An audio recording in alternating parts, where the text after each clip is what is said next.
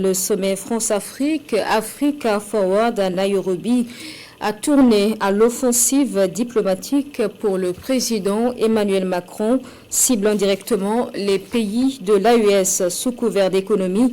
Le président français tente de neutraliser des voix sahéliennes de plus en plus souveraines. On l'accuse même d'instrumentaliser certains influenceurs pour contrer la montée du sentiment panafricain. Mais sur le terrain, la stratégie vacille face à une rue qui rejette massivement les méthodes néocoloniales. L'ombre des leaders du Sahel, donc, a finalement hanté ce sommet, prouvant donc que Paris ne dicte plus tout à fait sa loi. C'est un commentaire de Karim Bikenga. Il était en Afrique pour parler économie, dit-il. Mais au cours de ce sommet France-Afrique, rebaptisé trompeusement Africa Forward, le président français multiplie les déclarations, dénonçant les choix politiques des dirigeants de l'AES. Derrière ces discours, une stratégie, contrôler l'influence et neutraliser les voix du Sahel qui s'affirment. Derrière ces attaques verbales, une peur, celle de voir l'Afrique s'émanciper réellement.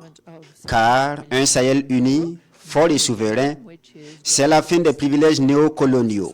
C'est la fin d'un monde où Paris dicte et où l'Afrique obéit. Ce continent a beaucoup à bâtir, c'est le plus jeune au monde.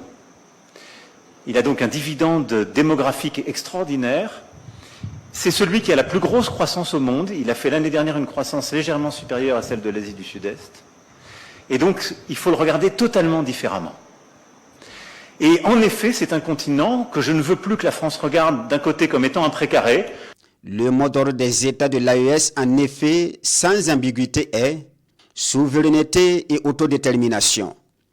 Emmanuel Macron semble obsédé par ce bloc qui défie l'ordre établi depuis des années.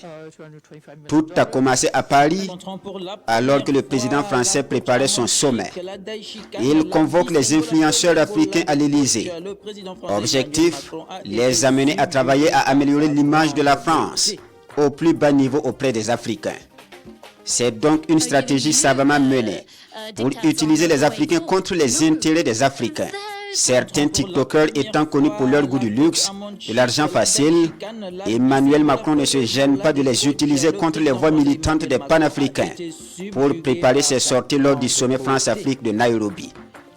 Une stratégie qui semble avoir échoué, car sans être au Kenya, l'ombre des trois chefs d'État de l'Alliance des États du Sahel a plané sur le sommet Africa Forward.